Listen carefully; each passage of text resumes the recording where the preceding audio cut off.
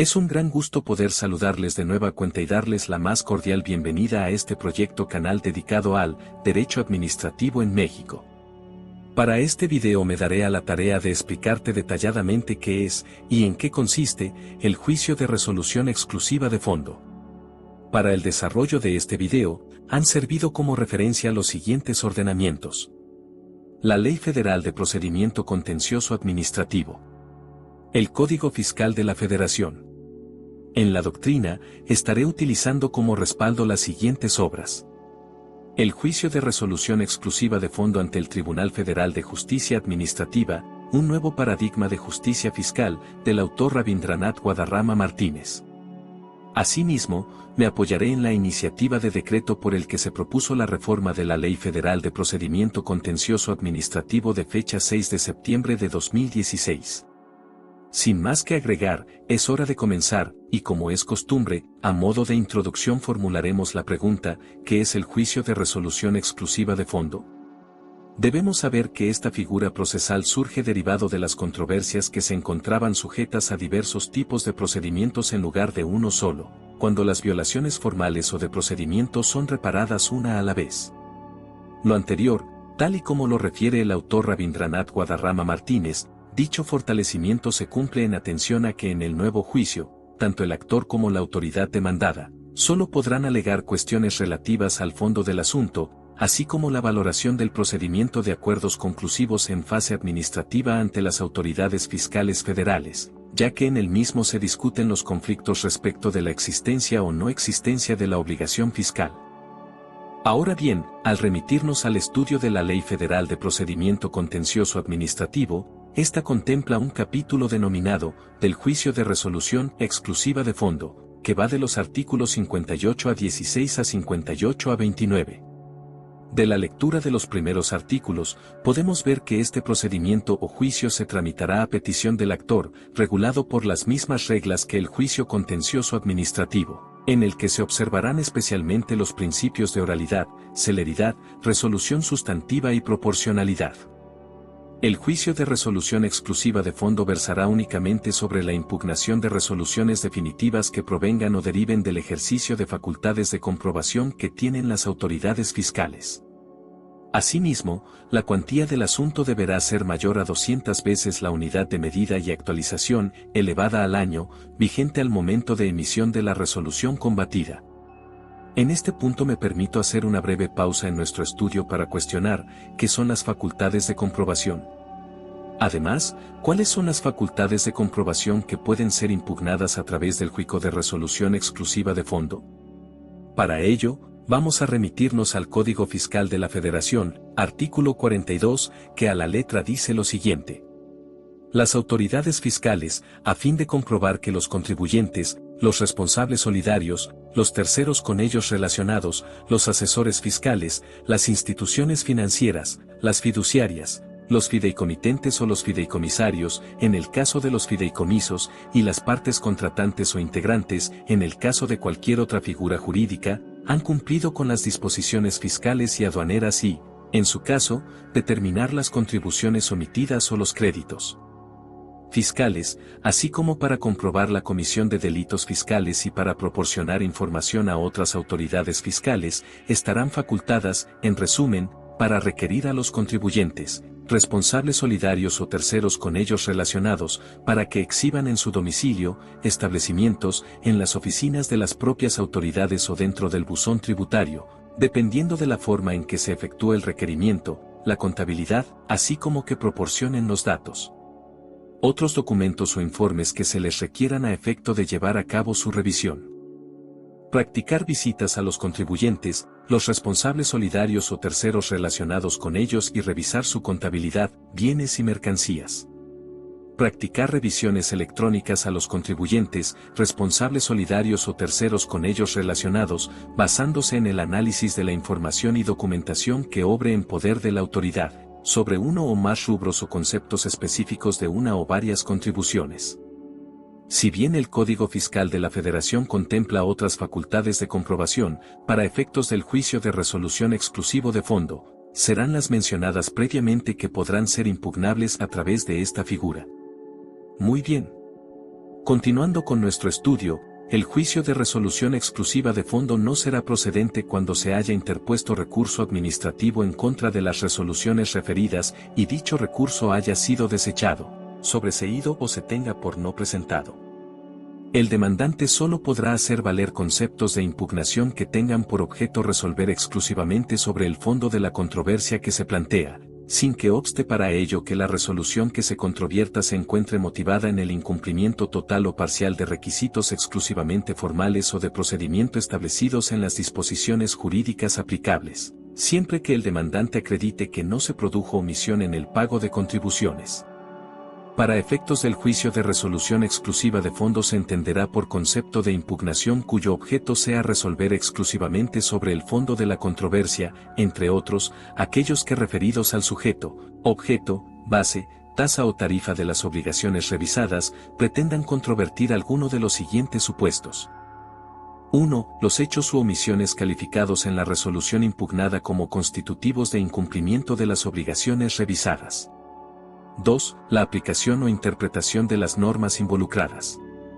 3. Los efectos que haya atribuido la autoridad emisora al incumplimiento total o parcial de requisitos formales o de procedimiento que impacten o trasciendan al fondo de la controversia. 4. La valoración o falta de apreciación de las pruebas relacionadas con los supuestos mencionados en las fracciones anteriores. En ningún caso el juicio de resolución exclusiva de fondo podrá tramitarse a través del juicio en la vía tradicional, sumaria o en línea, regulados en la Ley Federal de Procedimiento Contencioso Administrativo. Una vez que el demandante haya optado por este juicio, ya no podrá variar su elección. Muy bien. Pasemos a ver ahora cuáles son los requisitos y formalidades del escrito inicial de demanda. La demanda deberá contener, además de los requisitos exigidos para la iniciación del procedimiento contencioso administrativo, lo siguiente: 1. La manifestación expresa de que se opta por el juicio de resolución exclusiva de fondo. 2. La expresión breve y concreta de la controversia de fondo que se plantea, así como el señalamiento expreso de cuál es la propuesta de litis. 3. El señalamiento respecto del origen de la controversia, especificando si ésta deriva de a. La forma en que se apreciaron los hechos u omisiones revisados. b. La interpretación o aplicación de las normas involucradas. c. Los efectos que se atribuyeron al incumplimiento total, parcial o extemporáneo, de los requisitos formales o de procedimiento que impactan o trasciendan al fondo de la controversia, o bien d. Si cualquiera de los supuestos anteriores son coincidentes. 2. Los conceptos de impugnación que se hagan valer en cuanto al fondo del asunto. Se deberá adjuntar al escrito de demanda el documento que contenga el acto impugnado y su constancia de notificación, así como las pruebas que se ofrezcan, relacionándolas expresamente en su escrito de demanda con lo que se pretenda acreditar, incluyendo el dictamen pericial que, en su caso, se ofrezca. Cuando se omita alguno de los requisitos señalados en el presente artículo, se requerirá al demandante para que lo subsane dentro del término de 5 días, apercibiéndolo que, de no hacerlo en tiempo, se desechará la demanda. Una vez presentada la demanda y subsanadas las omisiones correspondientes, el magistrado instructor determinará la procedencia del juicio de resolución exclusiva de fondo considerando lo siguiente. 1. Analizará, en primer término, si se cumplen los requisitos antes referidos. 2. En su caso, una vez cumplido el requerimiento respectivo, si advierte que los conceptos de impugnación planteados en la demanda incluyen argumentos de forma o de procedimiento, estos se tendrán por no formulados y solo se atenderán a los argumentos que versen sobre el fondo de la controversia.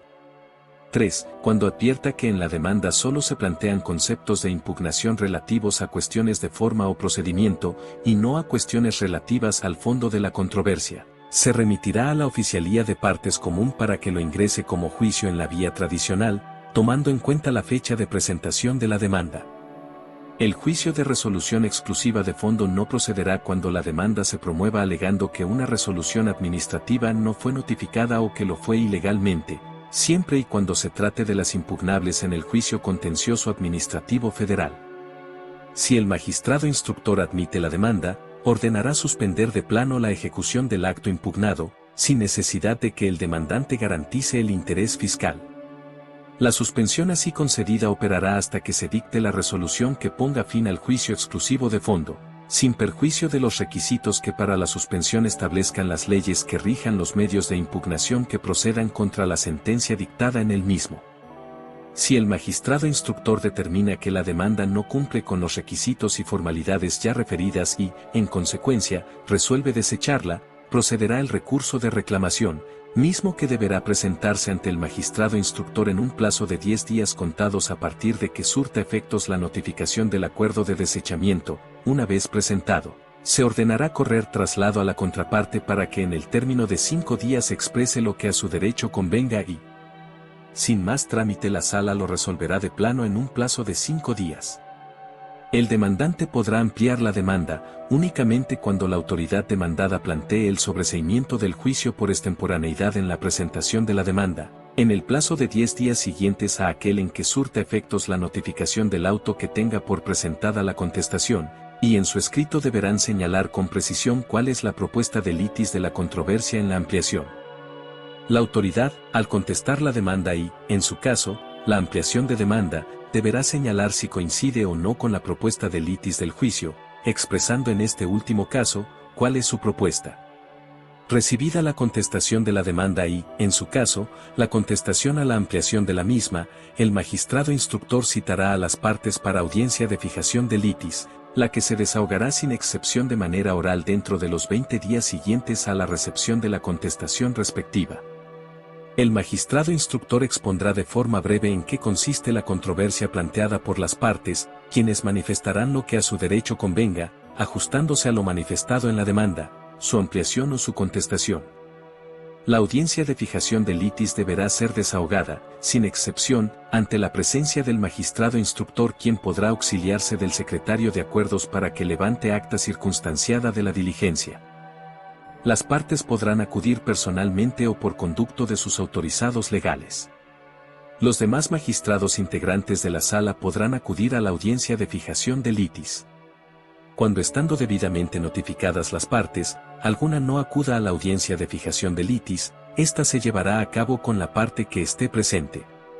Quedará al prudente arbitrio del magistrado instructor la regulación del tiempo que tengan las partes para exponer los motivos por los que estiman les asiste la razón, considerando estrictamente el principio de celeridad que rige esta vía. Cuando alguna de las partes no acuda a la audiencia de fijación de litis, se entenderá que consiente los términos en que la misma quedó fijada por el magistrado instructor, precluyendo además su derecho para formular cualquier alegato posterior en el juicio, ya sea en forma verbal o escrita. En el caso de que se haya acordado procedente la atracción del juicio por la sala superior, el magistrado instructor reservará la celebración de las actuaciones correspondientes, para que éstas se lleven a cabo ante el magistrado ponente que corresponda. Una vez celebrada la audiencia de fijación de litis, el magistrado instructor notificará a las partes el acuerdo respectivo. En caso de que durante la tramitación del juicio de resolución exclusiva de fondo, alguna de las partes solicite una audiencia privada con el magistrado instructor o con alguno de los magistrados de la sala especializada, esta deberá celebrarse invariablemente con la presencia de su contraparte. Cuando estando debidamente notificadas las partes, alguna no acuda a la audiencia privada, esta se llevará a cabo con la parte que esté presente. Perfecto. Veamos ahora cuáles son las pruebas admitidas en el juicio de revocación exclusiva de fondo. En el juicio, serán admisibles únicamente las pruebas que hubieren sido ofrecidas y exhibidas en 1. El procedimiento de comprobación del que derive el acto impugnado. 2. El procedimiento de acuerdos conclusivos regulado en el Código Fiscal de la Federación, o bien 3. El recurso administrativo correspondiente. El desahogo de la prueba pericial se llevará a cabo mediante la exhibición del documento que contenga el dictamen correspondiente, el cual deberá adjuntarse a la demanda, a la ampliación o a su contestación.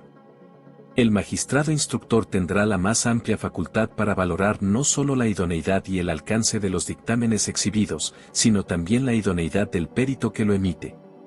El magistrado instructor, bajo su consideración, decidirá si es necesario citar a los peritos que rindieron los dictámenes a fin de que en una audiencia especial, misma que se desahogará en forma oral, respondan las dudas o cuestionamientos que aquel les formule. Para tal efecto, las partes deberán ser notificadas en un plazo mínimo de 5 días anteriores a la fecha fijada para dicha audiencia.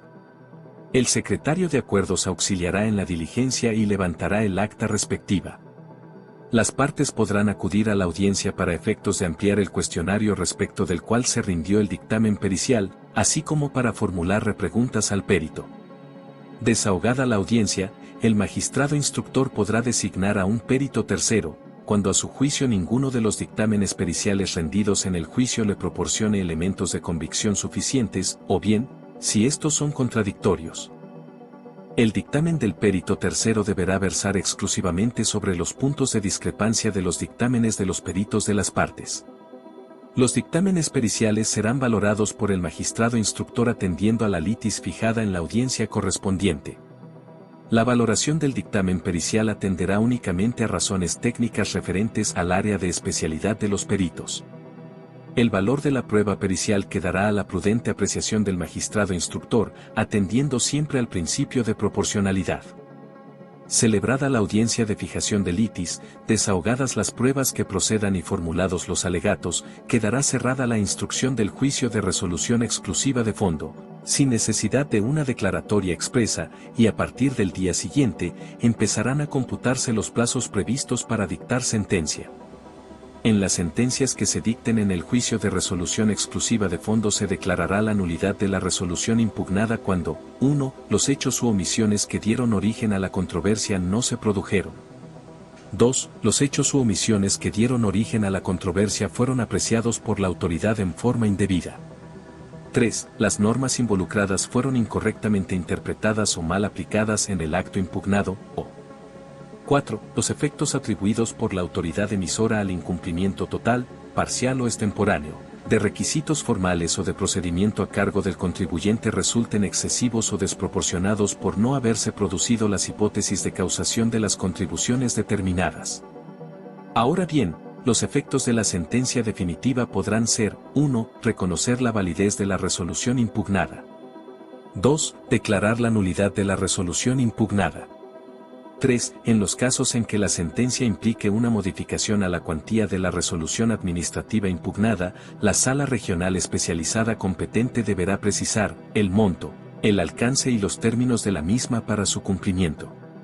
Tratándose de sanciones, cuando dicho tribunal aprecie que la sanción es excesiva porque no se motivó adecuadamente, o no se dieron los hechos agravantes de la sanción, deberá reducir el importe de la sanción apreciando libremente las circunstancias que dieron lugar a la misma. 4. Declarar la nulidad de la resolución impugnada y, además, reconocer al actor la existencia de un derecho subjetivo y condenar al cumplimiento de la obligación correlativa. Otorgar o restituir al actor en el goce de los derechos afectados. Declarar la nulidad del acto o resolución administrativa de carácter general, caso en que cesarán los efectos de los actos de ejecución que afectan al demandante, inclusive el primer acto de aplicación que hubiese impugnado. La declaración de nulidad no tendrá otros efectos para el demandante, salvo lo previsto por las leyes de la materia de que se trate. Reconocer la existencia de un derecho subjetivo y condenar al ente público federal al pago de una indemnización por los daños y perjuicios causados por sus servidores públicos. Las salas regionales especializadas en materia del juicio de resolución exclusiva de fondo podrán apartarse de los precedentes establecidos por el Pleno o las secciones, siempre que en la sentencia expresen las razones por las que se apartan de los mismos, debiendo enviar al presidente del tribunal copia de la sentencia. En contra de las sentencias dictadas en el juicio de resolución exclusiva de fondo, si éstas no favorecen a la autoridad demandada, podrá interponer el recurso de revisión. Con esto damos por finalizado este amplio tema. Como pudimos aprender, este juicio es exclusivo para dirimir las cuestiones de fondo derivados del ejercicio de las facultades de comprobación con que cuentan las autoridades fiscales, contempladas en el artículo 42 del Código Fiscal de la Federación. Cuéntame, ¿ya conocías este juicio? No olvides recomendar este canal con aquellas personas en conocer más sobre esta hermosa rama del derecho público. Asimismo, siéntete en total libertad de escribirnos y dejar tus comentarios, sugerencias, dudas u opiniones en la sección correspondiente, o bien, a la dirección de correo electrónico que ahora aparece. Sin más que agregar, me despido de ustedes. Hasta la próxima.